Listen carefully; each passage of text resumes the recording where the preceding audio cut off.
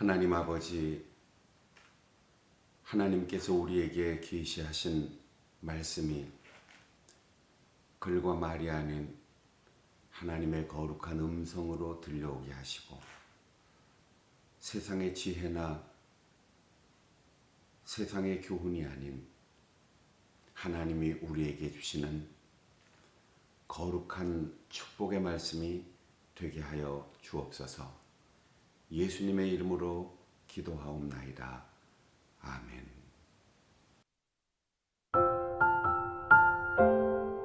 이에 다윗이 그와 함께한 백성을 찾아가서 천부장과 백부장을 그들 위에 세우고, 다윗이 그의 백성을 내보낼세 3분의 1은 요압의 휘하에, 3분의 1은 스루야의 아들 요압의 동생 아비새의 휘하에 넘기고, 3분의 1은 가드 사람 이때의 휘하에 넘기고, 왕이 백성에게 이르되 나도 반드시 너희와 함께 나가리라 하니, 백성들이 이르되 왕은 나가지 마소서.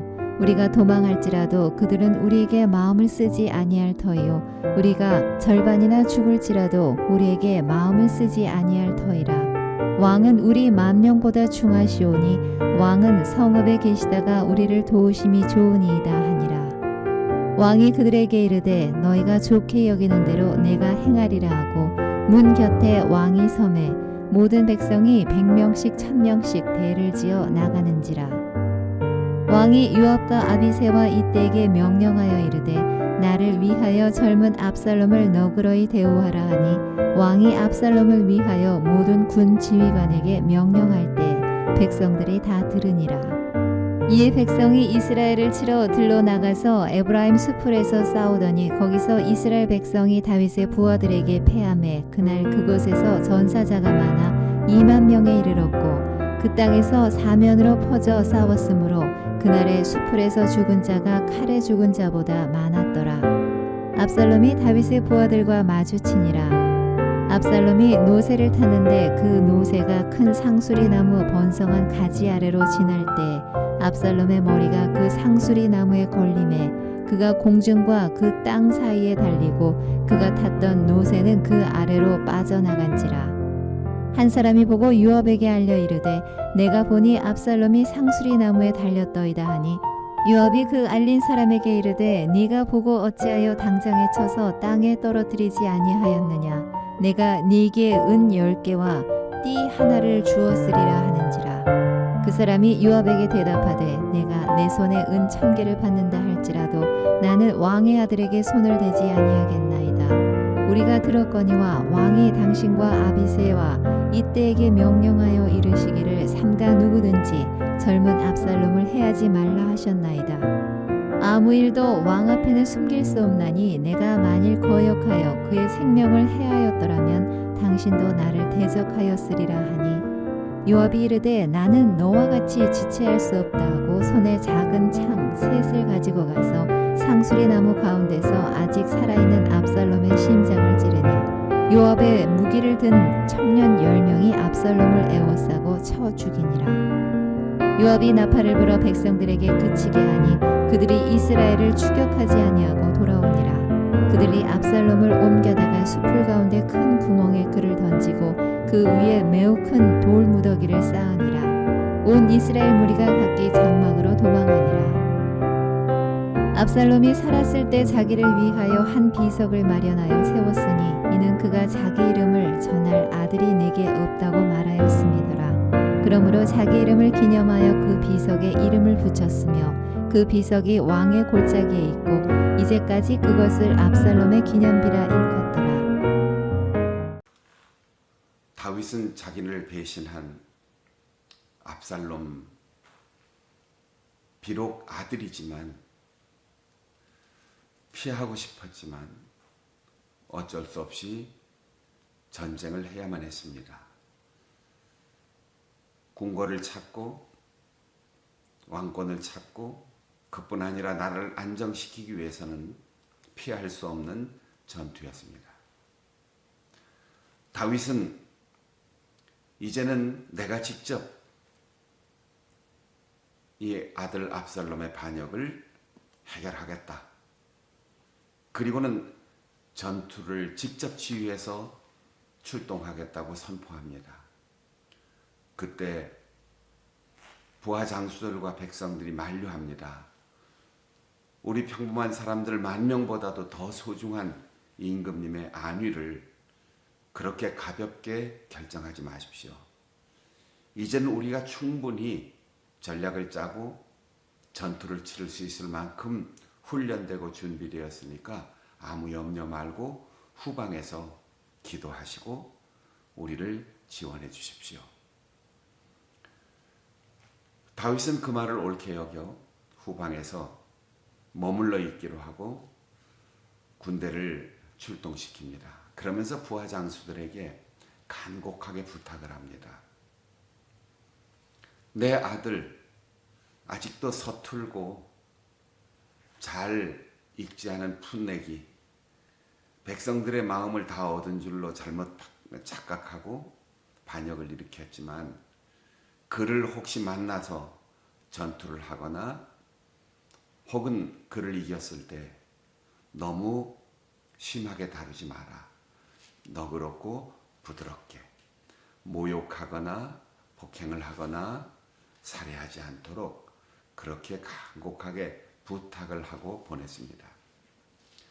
전투는 평지에서 벌어진 것이 아니고 상수리나무 숲을 속에서 벌어졌습니다. 초보지휘관이나 또 이제 막 구성된 훈련되지 않은 군대가 숲을 속에서 전쟁하는 일은 참으로 어려운 일입니다.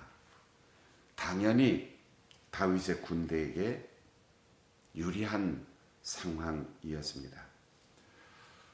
그날 다윗의 군대에게 압살롬의 군대는 대패하였고 압살롬도 도망을 하다가 다윗의 부하들과 마주쳤습니다. 그는 노새를 타고 있었는데 이 노새는 말처럼 기동력이 좋거나 또 민첩하게 행동을 할 수 있는 동물이 아닙니다. 압살롬이 얼마나 마음을 느긋하게 하고 교만했는지 이거 문제도 없다 이렇게 전투에 나온 거죠. 그런데 그가 황급히 달려가다가 그의 자랑하는 머리털이 상수리나무 가지와 엉켜 매달릴 때 노새는 그냥 가버리고 압살롬은 그 머리채 때문에 나무 가지에 매달려서 힘도 써볼 수 없는 가련한 처지가 되었습니다. 이 상황을 다윗의 군대 장군 요압에게 부하들이 보고를 했습니다. 요압은 지체 없이 달려가서 창으로 그 압살롬을 3번이나 찌르고 또 부하들을 시켜서 도끼로 그를 난자하여 죽이게 하였습니다. 압살롬은 사무엘 14장에 보면 머리끝부터 발끝까지 나무랄 데 없이 완벽한 미남이었다고 합니다. 게다가 머리털이 가장 자랑스러운 부분이어서 그 머리털을 길게 기르고 한껏 멋을 부렸어요. 그러니까 전투에 나오면서도 그 머리를 단정히 하지 않고 멋을 부리고 나왔다가 그 머리가 나무가지에 걸리면서 그는 목숨을 잃고 전투에도 패배하고 말았던 것이죠. 그의 가장 자랑스러운 외모, 그 중에서도 가장 정성 들여 가꿨던 머리카락 때문에 그는 목숨을 잃었습니다. 사랑하는 성도 여러분, 여러분에게 자랑스러운 것은 무엇입니까? 여러분이 다른 사람들에게 내놓을 수 있는 그런 탁월한 점은 무엇입니까? 바울 사도는 사랑을 가진 사람은 자랑하지 아니하며 교만하지 아니하며 그렇게 사랑에 드러나는 표현을 하지 않는 것이라고 정의했습니다. 압살롬이 자기가 외모가 출중하고 잘생겼다면 아버지 어머니에게 감사해야 하고 머리카락이 잘 자란다면 그것조차 부모에게 물려받은 특혜로 생각하고 감사해야 돼요. 그런데 그는 감사하지 않았습니다. 사랑으로 아버지를, 어머니를 섬기지 않았습니다. 신명기 21장에 보면 나무에 달린 자는 저주를 받은 자다, 그렇게 표현하고 있는데 이스라엘 역사에 가장 부끄럽게 죽은 것이죠. 야고보 4장 6절에 보면 하나님께서는 교만한 자를 물리치시고 겸손한 자에게는 은혜를 베푸신다 했습니다. 루오라고 하는 화가는 고결한 마음을 가진 자는 목이 부드럽다라고 하였습니다. 바울 사도는 빌립보 교회에 보내는 편지에서 겸손이 무엇이냐? 자기보다 남을 낮게 여기는 마음, 그것을 겸손이라고 표현했습니다. 우리가 오늘 읽은 본문의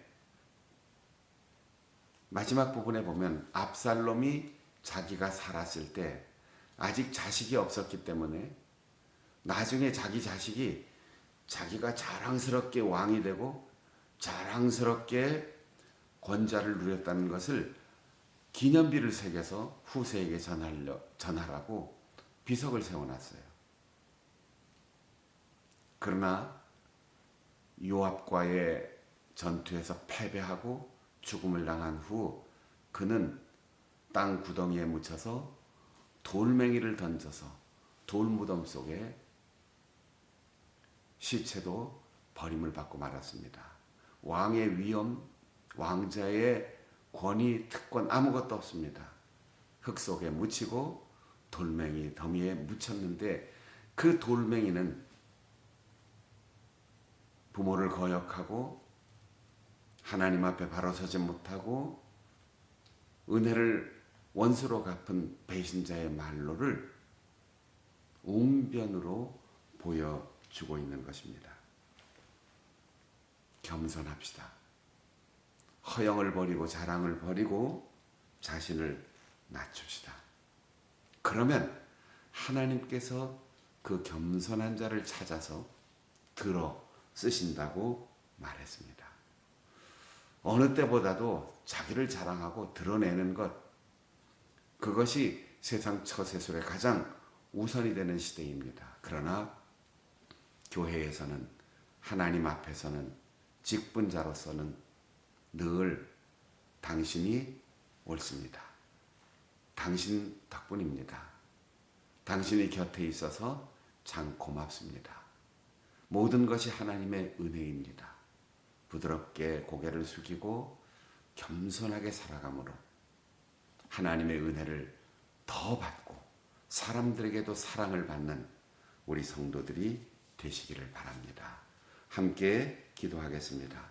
자랑을 버리게 하옵소서, 허영을 버리게 하옵소서, 겸손하게 하옵소서. 그렇게 기도함으로 주님의 은혜가 우리 성도들에게 넘칠 수 있기를 축복합니다.